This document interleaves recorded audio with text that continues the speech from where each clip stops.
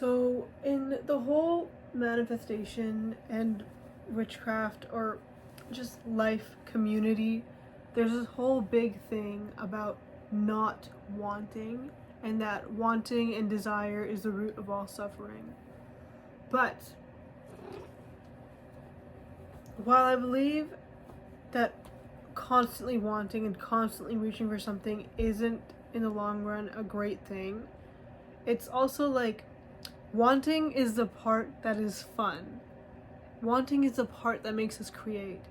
The amount of times that I have wanted for something, and then when I got it, I didn't even process it in the moment. I felt no gratitude. I would just like, okay, even when you miss, like when you lose something, an item, and you spent hours and hours and hours and hours and hours searching for it, and then you finally find it, you're like, great, just a moment of, like gladness, and then it's like it's over.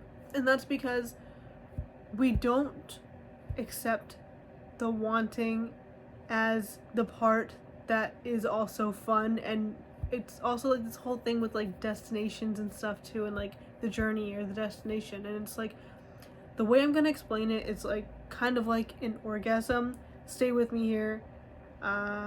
It's gonna make sense. So before the moments of the orgasm is a really, really fun part. There's a lot of feelings, like pleasures getting higher and higher and higher. And then when you orgasm, it's kind of like paralyzing, and then after you feel nothing, or you feel completely like relaxed or calm, or people call it post-nut clarity. Stay with me. And wanting and getting a desire is a lot like that. It's a lot like you just want and you want and you feel and you think about how it would feel to get it, and then you get it and it's like, okay, well now I have it, so I don't want it. So instead of being like, I need to get rid of my desires, I need to be neutral, I need to be positive, I need to stop wanting, why don't you just accept the wanting it as the fun part? Because eventually that might go away if you don't practice gratitude enough, or even if you do, you never know how you're gonna feel when you get the thing that you've always wanted. Because like right now, I'm in an apartment, and my entire life since I was 15 was moving out, okay? And it was the biggest deal in the world for me. And to the point where when I was like, when I graduated from high school and I still lived with my parents, like I would just like buy dishes and buy household items and put them under my bed because I knew that I would one day need them to move out. And I would rush to this process, and I would do so many things just to try to have this. And like, here I am walking through this door and I didn't even notice. I didn't even fucking notice. And then I'm thinking about this and I'm like, why want for anything if when I get it, I'm not even going to be happy about it? And it's like, the excitement of getting that thing is in the want. Desire is beautiful. Desire can give us so much emotion. It can give us so much clarity. And when we ask ourselves, why do we want this? Or how can I create this? It's a beautiful, beautiful thing. But I get so caught up in the not havingness of it. And I think a lot of us do too. It's like, we're like, I don't have it, I just want it. I don't have it, I just want that one person to like me back. I just want that one thing. I just want that bit of money. But what we don't understand is that you never arrive. And in situations where you can arrive, like an orgasm, you feel fucking nothing after. You get it, you arrive, you're paralyzed straight up for a moment because of how much you're overcome with, the feeling. And then it's over and you feel nothing, and you might even be like, wow, why was I fiending? I'm kind of over it now. That was kind of embarrassing. I could have not done that, or whatever the fuck. I don't know. I could have not slept with that person. I could have not jerked off. I don't fucking know. Stay with me. And it's like, we're never going to arrive. And the thing that none of us are going to realize is that we actually don't want to arrive. If we were constantly getting every single thing we want, this shit would be so fucking boring. There would be no lessons, there would be no meaning, there would be no nothing.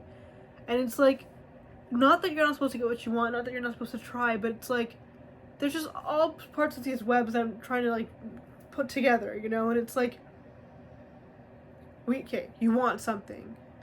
And wanting it is beautiful. It's like, wow, I want this love because I can give this love. But then when we lose ourselves to, why doesn't it want me? Why can't I have it? Why not? Why not? Why not? Why can't I just arrive? I just want to arrive. I just want to arrive. That's when we get lost. That's when we're like, fuck. Now you need it, and your brain's all crossed, and you're not. It's gonna be so much further from you because we think that when we arrive at that destination that we will have all the feelings that we imagine us having, but the feelings that we imagine us having are things that we can imagine having in this very moment that we don't need to have it for. Does that make sense? I'm a little bit crazy right now. I'm waiting for my fucking Uber Eats and I'm like agitated and I did some breath work and now I don't want to scroll anymore, so I need to make this video. But the wanting isn't the curse. Having a desire isn't the problem. It's really fun to have a desire. And I think we should have more desires because when you get the desire, you're literally going to be like, okay, next thing. That's the worst part. Because here I am in my apartment and I'm like, well, I gotta focus on unpacking and cleaning and I hate cleaning. I hate getting my hands dirty. Look around, bitch. You're in your fucking dream. Look around. You're in your dream. Hello? But now I'm like, I need to get this and I need to get that and I need to do this and I need to do that. And if you got that person, you would say, well, now we need to do this or I need to do that. And now this is one thing about them I don't like. And there's one thing that will they understand this part of me? Will I understand this part of them? I don't think I like this. And it's like, for fucking everything. You get a lot of money, you have more responsibility. Then you're like, fuck, I wanted this. Now bad things happen. And also, the thing about wanting, that I'm going to throw at you again, this is not a helpful video. This is just a me saying things I understand video. Is the second you do a manifestation, or you do a spell, or you set an intention in the universe, some bad shit's going to happen. Not always. A lot of the times, yes, though, because in order to get to that state that you want, you need to be in a different state, right? And so it's like the very first person that changes, the very first person that changes is always you. You do a spell to get more money. The first thing that's going to change is your sleep schedule. Maybe you needed to run into this one person to do this one thing in a specific day at a specific reason, and you had to change first. So there's so many things. And it's like, it's not even conscious. You can't be like, okay, I want something, so how do I change? I mean, you can if you want to go to the gym or all this other fucking bullshit, but like, there's obviously actionable steps you can take for any desire you have. But when you set an intention of why you want the desire, or just the desire in itself, the wanting of it, the having it, and you say, I have this, you are gonna be put through a fucking ringer of shit before you get to that place. Because the version of you that has it is not the version of you that wants it. So if bad shit starts happening, it's like leading you in some way, though. But the point of this is to help. So not just me throwing information for no reason. I want something. I'm saying this thing, I want it to be mine, and it is mine now because I say it so.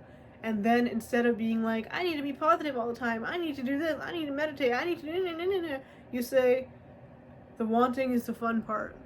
I like that I have this creativeness in me. I like that I can love and I can create, and I love this. And it's like, I am not without me ever.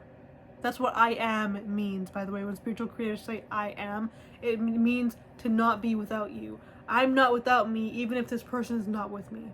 I am not without me, I am with me. I am not without me if this thing or this job or this something isn't with me. I am still with me. I am not without me.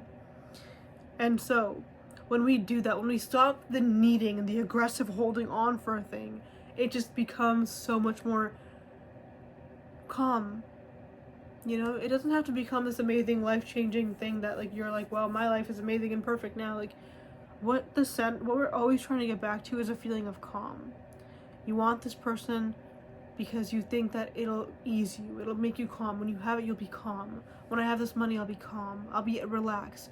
But the thing is, we never arrive. And the funny part is that calm is existing in us constantly in an infinite amount. When we meditate, or when we just like realize that we are, and that the only unchanging state is that state that we have within us that says, I am, we realize that we have an abundance, an infinite amount of just like peaceful, or just not peaceful even, just neutral energy within us.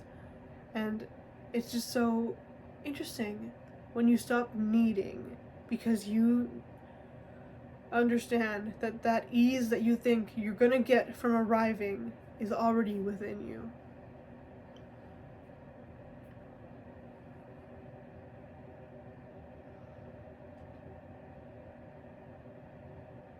Cool. Have fun with the wanting.